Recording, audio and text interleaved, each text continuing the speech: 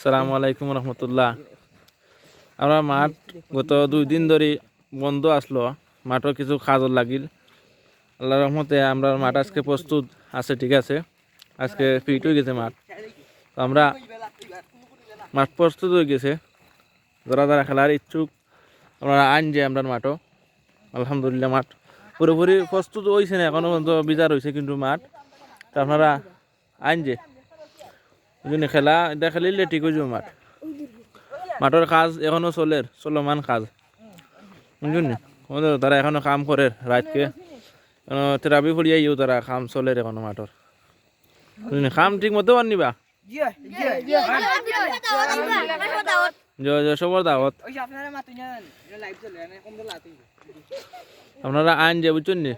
মাঠ পুরাও প্রস্তুত আছে।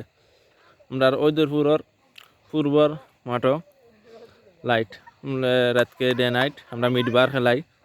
এমনি কোনো টুর্নামেন্ট নাই, বুঝলি? আমরা এমনি গাঁৱত ভিতরে খেলাই বা বারা একজন মেহমান আয় তারা আমরা রাখি সোল করিয়া। তো যারা যারা আমার ইচ্ছুক আইন যে, আর সবার দাওয়াত রইল। আসসালামু আলাইকুম রহমতুল্লাহ।